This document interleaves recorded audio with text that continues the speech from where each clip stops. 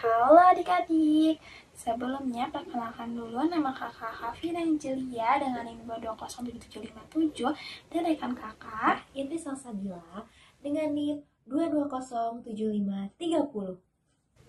Yap, di video kali ini kami berdua akan membahas mengenai IPS kelas 2 tema 1 tentang hidup rukun. Tapi sebelumnya supaya lebih konsentrasi, kita tepuk jari dulu ya. Ikutin kakak, oke? Tepuk jari 1, tepuk jari 2, tepuk jari 3, tepuk jari 4, tepuk jari 5, bertepuk semua. Duduk yang manis, mari kita berdoa. Sebelum belajar, langkah baiknya kita berdoa menurut agama dan kepercayaan masing-masing. Berdoa dipersilakan. Amin. Berdoa tidak pernah dicukupkan. Lanjut ke materinya. Nah, dari dua gambar ini, kalian lebih menyukai yang mana? Gambar pertama orang yang berdiskusi atau gambar kedua orang yang sedang berantem dibully? Kalian lebih suka yang mana? Yap, gambar yang pertama ya. Nah, gambar yang pertama ini merupakan salah satu contoh dari hidup rukun. Hidup rukun itu apa sih, Kak? Hidup rukun merupakan sebuah pola hidup seseorang atau kelompok masyarakat yang harus selalu dijaga. Teman-teman harus bisa saling menghormati dan menyayangi antar sesama manusia. Sedangkan dalam Kamus Besar Bahasa Indonesia atau KBBI, rukun adalah baik dan damai atau tidak bertengkar. Dalam mewujudkan hidup rukun, ada beberapa sikap yang harus dikembangkan. Yang pertama yaitu toleransi. Berdasarkan KBBI, toleransi adalah sifat atau sikap toleran. Adapun makna dari toleran sendiri adalah bersifat atau bersikap menenggang, yaitu menenggang itu menghargai, membiarkan, membolehkan pendirian, yaitu pendapat, pandangan, kepercayaan, kebiasaan, kelakuan, dan lain-lain yang berbeda atau bertentangan dengan diri kita sendiri. Intinya toleransi itu kita harus bisa saling menghargai perbedaan yang ada. Indonesia memiliki keragaman suku bangsa, budaya, agama, istiadat. Adanya toleransi mempermudah mewujudkan persatuan terhadap perbedaan yang ada. Dengan begitu, kehidupan yang lebih baik, nyaman, tentram di tengah perbedaan bisa terwujud dengan lebih mudah. Contohnya di Indonesia itu terdapat 6 agama ya. Yang kita tahu yang pertama itu ada agama Islam, agama Konghucu, agama Buddha, Hindu, Kristen, Protestan, dan Katolik. Dalam agamanya aja udah ada 6, udah beragam. Apalagi rumah adatnya, pakaian adatnya, banyak pulaunya, banyak provinsinya, pasti beragam-ragam.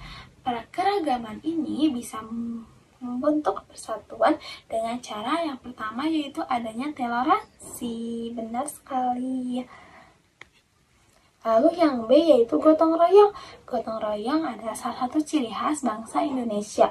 Gotong royong adalah suatu kegiatan yang dilakukan secara bersama-sama dan bersikap sukarela agar kegiatan yang dikerjakan dapat berjalan dengan lancar, mudah, serta ringan. Gotong royong merupakan kepribadian bangsa dan suatu bangsa yang telah berakar ke dalam kehidupan kita sehari-hari. Pintar sekali ya. Lalu manfaat gotong royong itu apa ya? Yang pertama yaitu meringankan beban pekerjaan, menumbuhkan sikap sukarela, tolong menolong dan kebersamaan. Yang kedua menciptakan rasa persaudaraan, kebersamaan antar anggota keluarga dan masyarakat. Yang ketiga kerukunan dapat terjadi karena gotong royong tidak mengenal perbedaan suku, agama, istiadat, dan budaya. Lalu yang ketiga yaitu menghargai dan menghormati orang lain. Menghargai artinya kita mengakui dan menghormati nilai, perasaan, dan keadaan orang lain. Ketika kita menghargai seseorang, kita memberikan perhatian dan penghargaan kepada mereka. Kita mengerti bahwa setiap orang memiliki kelebihan dan kekurangan, dan kita menerima mereka dengan apa adanya. Menghormati berarti kita menunjukkan rasa hormat dan sikap sopan kepada orang lain. Ketika kita menghormati seseorang, kita berperilaku dengan baik terhadap mereka. Betapa indahnya ya kalau kita saling menghargai dan menghormati. Lalu contoh menghargai dan menghormati orang lain itu seperti apa sih Kak? Yang pertama yaitu dengan mengucapkan salam dan terima kasih. Yang kedua mendengarkan dengan penuh perhatian. Yang ketiga menggunakan kata-kata yang sopan. Yang keempat menghormati privasi orang lain. Yang kelima menyampaikan pujian dan apresiasi. Yang keenam menghargai perbedaan dan keunikan. Yang ketujuh menghormati perbedaan. Dan yang terakhir itu menggunakan bahasa yang sopan dan baik. Lalu yang keempat itu ada empati. Empati adalah kemampuan untuk merasakan dan memahami perasaan orang lain. Ketika kita bersikap empati, kita mencoba melihat dunia dari perspektif orang lain, merasakan apa yang mereka rasakan, dan memahami bagaimana mereka mungkin mengalami suatu kejadian tertentu. Mengapa sih empati itu penting sih Kak? Pertama itu karena empati memperkuat hubungan sosial, membantu mengatasi konflik, membangun kepekaan terhadap kebutuhan orang lain, meningkatkan kualitas komunikasi, mengembangkan nilai kemanusiaan, membentuk individu yang bijaksana dan bertanggung jawab. Lalu manfaat empati itu apa sih Kak? Yang pertama yaitu meningkatkan kualitas hubungan. Yang kedua yaitu mengembangkan keterampilan komunikasi yang efektif. Yang ketiga membantu membangun kerjasama. Dan yang terakhir yaitu mengurangi konflik. Untuk materi selanjutnya akan dilanjutkan oleh Kak Indri. Tadi adik-adik semua nih udah belajar sama Kak Vina mengenai apa hidup rukun dan bagaimana cara memperkuat hidup rukun. Nah, di sini adik-adik semua bersama Kak Indri akan belajar mengenai implementasi hidup rukun terhadap sila Pancasila. Dan apa sih hidup rukun di sekolah? Nah, sebelum masuk pembelajaran, Kak Indri ingin bertanya dulu nih sama adik-adik semua. Ada yang tahu tidak berapa butir atau berapa sila pada Pancasila? Boleh yang tahu acungkan tangannya. Betul sekali, ada 5 sila pada Pancasila. Berarti terdapat juga 5 implementasi. Nah, untuk implementasi hidup rukun pada sila pertama atau sila ketuhanan yang Maha Esa dapat dilakukan dengan cara saling menghargai dan menghormati keberagaman agama. Nah, untuk implementasi hidup rukun pada sila kedua atau sila kemanusiaan yang adil dan beradab dapat dilakukan dengan cara saling menghargai perbedaan dan mempraktikkan kesetaraan. Untuk implementasi hidup rukun pada sila ketiga atau sila persatuan Indonesia dapat dilakukan dengan cara membangun kebersamaan dan membangun rasa gotong royong. Nah, untuk implementasi sila keempat atau sila kerakyatan yang dipimpin oleh hikmat kebijaksanaan dalam permusyawaratan perwakilan dapat dilakukan dengan cara pengambilan keputusan secara transparan. Nah, untuk implementasi hidup rukun pada sila kelima atau sila keadilan sosial bagi seluruh rakyat Indonesia dapat dilakukan dengan cara sama ratanya akses dalam pendidikan. Nah,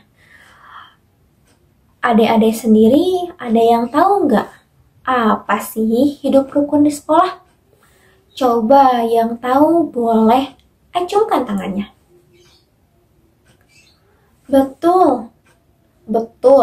Betul sekali. Jadi, hidup rukun di sekolah itu merupakan suatu keadaan dari setiap anggota sekolah, baik guru, siswa, ataupun staf sekolah, di mana mereka saling berinteraksi secara harmonis untuk menghasilkan ataupun melahirkan suasana yang positif dan menyenangkan. Nah, suasana yang positif itu dapat dilakukan dengan cara saling menghargai, toleransi, dan bekerja sama. Nah, lalu apa sih nilai-nilai dari hidup rukun di sekolah? Yang pertama, ada nilai saling menghargai. Yang kedua, ada nilai saling menghormati. Yang ketiga, ada nilai saling toleransi. Yang keempat, ada nilai saling peduli. Dan yang kelima, ada nilai saling bekerja sama. Lalu, menurut adik-adik, tanpa ada peran guru ataupun siswa dalam menciptakan hidup rukun di sekolah? Coba acungkan tangan yang menyebutkan ada dan acungkan tangan yang menyebutkan tidak. Wah, ternyata semua anak di sini mengacungkan tangan ada ya. Wah, hebat.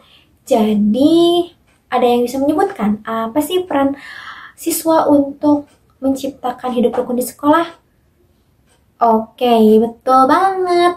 Jadi, peran siswa untuk menciptakan kehidupan rukun di sekolah diantaranya berperilaku baik, menghormati guru dan teman sekelasnya, berpartisipasi aktif dalam kegiatan sekolah, dan menjaga keindahan serta kebersihan di lingkungan sekolah.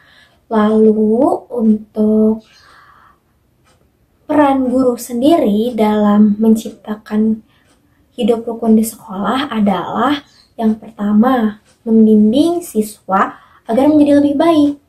Yang kedua, menjadi contoh teladan yang baik. Yang ketiga, menciptakan suasana pembelajaran yang inklusif dan menyenangkan. Yang keempat, ataupun yang terakhir, menghadapi segala konflik secara bijaksana. Betul, jadi ada juga nih peran dari guru dan siswa untuk menciptakan kehidupan rukun di sekolah. Nah, di sini ada yang tahu nggak sih manfaat dari hidup rukun di sekolah? Coba, aku mau nunjuk Ilham. Coba Ilham jawab. Betul banget, salah satu manfaat dari hidup rukun di sekolah yakni terhindar dari konflik, bullying, dan perundungan. Nah, kenapa sih harus terhindar dari hal tersebut? Karena adik-adik semua di sini belajar untuk menjadi orang yang berguna bagi nusa dan bangsa.